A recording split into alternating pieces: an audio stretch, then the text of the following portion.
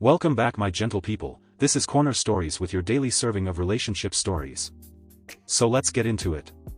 Just got fired 2 weeks into my new job. Kicked off April Fool's Day yesterday with a massively comical one that proved no joke or prank at all. Looking for all the advice, tips and tricks it happened to me's I can get. Near the end of my first week, I spoke with the founder of my company about a potential title change, purely for resume career trajectory reasons. It had nothing to do with seniority, job responsibilities, etc. I explained my reasoning as clearly as I could. She seemed taken aback. That's a very interesting request for your first week. Are you uncomfortable with the role, and possibly other things I'm forgetting? I assured her that wasn't the case. She declined my request, and we moved on. Things seemed normal. Yesterday, she unceremoniously fired me. Her reasons were all rather vague, except for the one she opened with, "You seem interested in X, not Y." She then directly referenced the convo we had about the title change. When I tried to explain myself, she told me her decision was final. Just feels particularly jarring because I was 2 weeks into this job, for which I left a relatively stable job at my old company. Even now, my request seems relatively trivial and innocuous to me, but it's clear that I offended her or overstepped somehow. I did consider reaching out to my old company, since we parted on great terms. I ultimately decided against it, though, since I was pretty unhappy there for a host of reasons. I know this is how the real world works, but it really does seem a little evil, or at least extremely unprofessional, to pluck someone from stable employment, take them on for 2 weeks, and then throw them out into one of the worst job markets in a long time.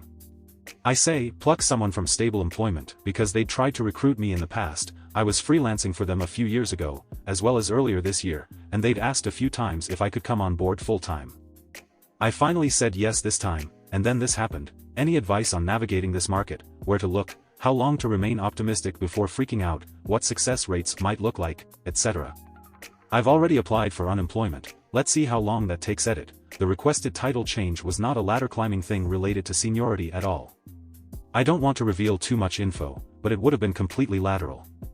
I just felt that Specialty B was more in line with my career interests' long-term professional goals. That's why I didn't see it as overstepping. It was not a situation where I was, say, junior, and asked to become senior, or head of. Edit number 2, I realize I was wrong. I appreciate the constructive criticism. Some of you made good points I didn't consider, and now I understand. To those calling me a dumbass and saying that I deserve to get fired, with no meaningful feedback or advice. Well, damn, lol. Even if it's true, I'm also human. To be clear, I didn't say anything to her about padding my resume, nor was I planning to leave this job anytime soon. That said, I can see how she interpreted it that way. I'm not new to the corporate world, but I'm still youngish. I'm in my mid-20s. So, yes, perhaps I'm old enough to know better, but at least I know now that I made an error in judgment. This was a very costly lesson to learn, and it's only up from here. I hope. Story 2. My boss basically told me to suck it up, get demoted, or quit, but if you quit, give us 6 months notice so we can replace you. Originally posted to our anti-work original post May 2, 2023. In the industry I work in, I was tossed into a position where I was going to be wearing a lot of hats. My boss has been relentless ever since he put me into a new role just 2 months after I was hired for a different one. It took him 8 months to provide me with a job description for this new role. This role was intended for him originally, but he said he needed someone else to take it on because he was already slammed. There was no structure at all and he had no plans for it. He would leave out information or not include me in key meetings with executives or donors. If he made a mistake, he would say it was me that did it. If a plan he had failed, it was my fault. He made sure to make everyone believe that I was dramatic. Fast forward a year later and I am very overwhelmed. I'm given impossible deadlines and workloads that have started to affect my mental health. My boss will ask me to do stuff out of work hours or to work overtime to prove that I am giving my all. I decline these things because to me, I work my 40 hours and that is it. After many people urged me to talk with my boss about the burnout I'm feeling and him sending messages to my team asking us to approach him if we feel burnout, I did it. His response was to put down my entire team and that we are unmotivated, and that I need to decide whether I can work harder because if not, I should find a different career or calling in life. He tried to paint it as him guiding me to help. He told me that I am working above my pay grade and that I should either accept a demotion, suck it up and try harder, or give him a 6-month notice that I am quitting. He brought up how I might have something psychologically or mentally wrong with me and that I need to figure out what I want in life. Little does he know, the former college I used to lecture at has invited me to apply to a new position on the campus that pays almost more than double than my job pays me now, and it comes with many more benefits. I would also be working with people I loved working with before. I would be a part of a union. I am praying and hoping that I get this new position so I can give him a one-day notice about my departure. Update 1, my boss is having me write an essay with details of my minute-by-minute workday to prove I'm working hard. May 5, 2023. If you saw my last post on this subreddit, you know my boss is an asshat. He recently started to question my workload and the workload of my co-workers because we are all stressed and burnt out. He tried framing this assignment as him trying to help us to see if he can help us better time manage things, but we've gone to him with requests and feedback before and keep getting told, you just have to work harder. That's what I do. I had to block off my entire calendar to do this task today, but I am going to write the most obnoxious and highly detailed essay just to piss him off. In grad school, I was notorious for overwriting and taking my time to get to the point. Who knew that fun little skill would come in handy today? To answer the two popular questions, 1, no, I can't quit on the spot because I can't afford it. 2, yes, I am looking for other jobs, actively applying. Edit. Thank you everyone for the suggestions. I wrote the essay using parts of ChatGPT and it came out to 8 pages long, single-spaced. I would share snippets of it, but it does have identifying details about my clients and workplace. If my boss has a reaction to this, I will share it to the subreddit. Update June 2, 2023. Many people asked me if I could give an update on this situation at work. The essay, which turned out to be 8 pages long, did not help me at all. If anything, it ignited a fire of retaliation on his end, which was my full intention. My boss, being the narcissist that he is, came to the conclusion that although I provided all the deliverables and met all the expectations we set out, I am just not living up to his standards, and he would like to conduct a performance review with me. He will also be having me do a performance improvement plan. I questioned him heavily in our last meeting about the necessity of a performance review if I am performing to the expectations set out. He tried to claim that there was something serious that needs to be addressed and he needs HR and the executive director involved. He tried to say he was going to be giving me constructive criticism, but his constructive criticism consists of creating elaborate lies about my work ethic. He tries to cover up his mistakes, terrible memory, and lack of organization by blaming his staff. In my last performance review, he told HR and the ED that I never finish my work and that I make mistakes. That was the first time I had ever heard about that. Our project management system captures everything and it shows that I am on track, no late tasks, and complete all work given to me. I will be quitting before he tries to conduct this performance review. I have been interviewing at other places with better pay and benefits. My entire organization is falling apart and 4 people have quit within a month. We are a staff of less than 40. I am jumping ship at the perfect moment. Edit. Thank you all for your support and suggestions. To answer the most popular questions, 1. I am going to quit on the spot within the next 2 weeks. I am not sticking around to be gaslighted any longer. 2. The essay was already written with the assistance of ChatGPT. 3. Yes, I've been applying and interviewing at other places. 4. HR, the executive director, and the CEO at my nonprofit organization do not care about their employees. They have a high turnover rate for a reason and they retaliate against any staff that brings up concerns. They won't fire you, but they will make your life a living hell until you quit. Final edit. I hear some of your concerns about the hostile work environment and will be contacting the Department of Labor. I also wanted to address all the folks in the comments who are assuming that I am being irresponsible by quitting. I have other options lined up. I'm waiting for responses. I will not be staying at this job and waiting to get fired. I have been hospitalized from the stress that my work has been putting on my heart condition. This will not end well if I stay. I am in my mid-20s, an athlete, and hold a graduate degree. I shouldn't stay to prove a point. I should go where I'm valued. OOP added an update post after the Boru was posted. Final update July 21, 2023. Since I had so many people in my message requests and comments the last couple of days begging for an update from this post, I thought I would jump on here and close this little journey of mine out. To make it very clear, I am leaving this job soon, interviewing with a couple of different universities right now, and I work at a nonprofit that is very disorganized. There is no way I am sticking around to get fired to prove a point. There is no severance pay in this org. I tried to take some of your comments and my family's advice by going to HR to bring up the issues that have been occurring with my boss in terms of him lying about my work ethic, micromanaging me, and alluding to firing me. HR did not care at all and tried to tell me that she cannot document my complaint even though I have a paper trail because it is, he said, she said, and then there is the actual truth. Also fun fact, she kept calling me by the wrong name and said, I don't even know what you do here. During my next meeting with my boss, I was brutally honest with him about his poor management style, obviously in a professional way. He tried to not make it obvious that HR came to him and told him everything because he said, concerned coworkers have come forward to tell me some things you have been saying. But none of my coworkers know the extent of the issues and only HR knew the specific details he ended up bringing up. He gaslighted me the entire time saying, I never said this, you misinterpret me and by the way, I document every single thing we talk about so you must be confused. I shut him down with only facts and just stared at him while he tried to rewrite the reality of everything. He kept begging me to say anything that could make him he could feel better, lol. He ended the conversation by admitting that we are having a performance review and putting together a PIP not because of my actual performance but because I misinterpret everything. I'm assuming he means the long minute-by-minute essay.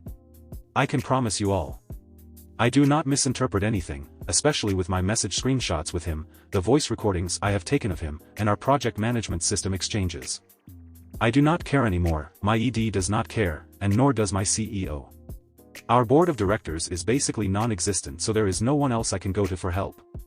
All of the jobs I have been interviewing for are 15k, 20k differences in the pay I receive now and the benefits are amazing. I will not fight to stay at a place that only gives 3 days of sick pay, 6 days of PTO, and 4 paid holidays off. I have learned from this experience that you should never back down from your truth even if it means writing an 8-page overtly detailed essay about my work tasks to prove a point. Thank you all for your support. Relevant comment. I know it's a cliché but people say employees don't quit their jobs, they quit their bosses. The man was clearly one of the leading assholes in your area, if not the entire state. No wonder the place is falling apart and people leaving in droves. What you describe is an intolerable and sinister hell of toxicity. Am interested in your talk of ChatGPT.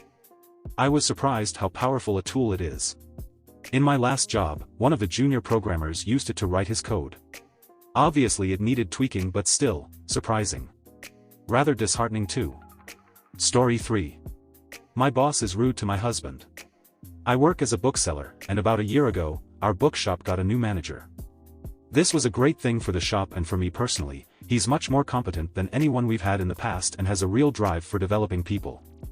I happen to be the person he's focused on developing, and it's been wonderful. I get paid more now, have lots more responsibility, and am being provided with all the training to start managing my own shop before Christmas. I'm being treated as a rising star in the business, we're part of a very big chain, and given a lot of opportunities to excel, which of course feels fantastic. I'm very grateful. There's only one snag, though. My boss is very keen to socialize with me outside of work, both one-on-one and as part of the management team. The culture in our shop has always been that partners, spouses, housemates, friends, etc. are very welcome at these events. However, my manager seems to absolutely despise my husband. I can't find any reason for this. Obviously I love him, so you could argue that I'm biased, but really, everybody adores my partner. He's gentle, fun, and a good listener and always proves a popular addition. Honestly, half of my colleagues probably prefer him to me. He's only spoken to my boss a couple of times and only briefly, but my boss is openly dismissive of him. He makes disparaging remarks about him, stops engaging in conversations when I bring him up, and recently, when my husband arrived at some drinks, my boss visibly and obviously swung his entire body around in his seat so that he was facing away from us and left not long after. I have no idea what to do. I have a fantastic working relationship with my boss, and frankly, I plan to capitalize on that, but this makes me really uncomfortable. For further context, I'm a woman and he's a man, and he is single. However, he has often told me that his preference is for very done-up, alternative but feminine women, which does not describe me. I'm a straggly-haired, no makeup, shapeless clothing wearer. At first, I tried to dismiss his disparaging comments as an awkward attempt at humor, but after he so rudely turned away from my partner at the drinks, I'm angry. I don't know how to bring this up with him, or if I should. Help? Update: my boss is rude to my husband. Monday, December 12, 2022. The situation remains an odd one. While I was out of taking your advice when it came to actually talking to my manager about it, I thought there was enough plausible deniability that it might make me look like a bit of a nutter. I did start shutting down the comments when they cropped up and being rather icier than I normally would be. As women, we're so socialized to be warm and accommodating that I think this took him aback a bit, and the snide comments stopped pretty much dead. I've also set a firm boundary on socializing with him in anything but the largest, most work-centric outings. He got a bit snippy when I didn't come to his birthday, but sorry, I was out with my husband. Some friends of ours recently had a baby, so we had a very fun evening playing house with said baby while the new parents got to have a rare night out together. I even showed my boss some adorable pictures of my husband cuddling said baby. I know it's petty. However, the sheer wealth of commenters speculating that my boss has a crush on me has me thinking. They're probably right, and if they are right, then the way he's going about things is uncomfortable, creepy, and unethical. As we move into the much busier period in our shop, he started scheduling just the two of us to work late in the shop to catch up. Normally this is a job that a team of at least 3 people would do, presumably to avoid, well, situations like this. To add to the issue, as my commenters predicted, I didn't end up getting my own store. Imagine I needed a 90% on my performance review to get promoted into it. They gave me an 89.999. Boss and the HR rep, who always sits in on these reviews, as a representative of the regional manager, said in recognition of how hard I work and how many additional duties I take on, they'd enter me for a specific excellence award, which comes with a cash bonus. They've since come back to me and said unfortunately, it turns out that's not what the award is for. I then set a meeting to discuss pay and advance the points that I'm taking on much more work than I was at this point last year, and getting paid effectively less for it, due to rampant inflation. The answer was that a raise was not possible, and the plan going forward would be to schedule another performance review after Christmas and discuss it then. Following this, I attended the Christmas meeting, where they told us all how our shop was forecast to take upward of £60,000 a day. I've had a couple of days since then to reflect on how I feel, and I've come up with, undervalued and pissed. So, in short, it's become time to fall back on your wealth of CV and interview advice, Allison. Thanks to your website, I've never felt better placed to job search. There's a vindictive part of me that really hopes I find something new before Christmas. I know everybody feels like their workplace would collapse if they left, but realistically, our store is already a bit like a Jenga tower on its last legs. If I take off during the peak season, it'll fall apart like a wet cake. As a last note, this aggressively festive season, please be tender and mild to your retail workers. Especially if you happen to be in very large bookshop, in artsy English city, and you notice the conspicuous absence of a certain shaggy-haired, no makeup, baggy clothes wearing team leader. Update 2, my boss is rude to my husband. There's more. Thursday, December 15, 2022. I wanted to add a postscript. I got another job. After I wrote to you with my update, I decided I was just furious enough to quit without another job offer in my pocket. To the abject horror of my parents, I did just that. I was, of course, very nervous about going voluntarily unemployed at the beginning of a recession, but I'm so pleased to report that, thanks in no small part to your job application advice, I've been offered another job. It's fewer hours, more money, more benefits, and, to the relief of my formerly horrified parents, much more prestige. The offer came through on the penultimate day of my notice period, which was very sweet indeed. During that whole notice month, my boss noticeably ignored me, which was an improvement. On my last day, he then handed me a card with a poem inside it and said, "I kid you not, don't tell your hubby." I gave what I hope was a bollock shriveling laugh and said of course I would tell my husband, we share everything. Boss then squeezed my shoulder and said, "I'll miss you," in an embarrassingly heartfelt voice. Yikes. I did, of course, show my husband the card. I then took great pleasure in deleting my former boss from my phone, thoughts, and life. Relevant comments. I'm willing to bet that the creepo was pushing his usual type, so that when he made a move, he could pull the, "You're so different from what I'm usually attracted to, you must be something special."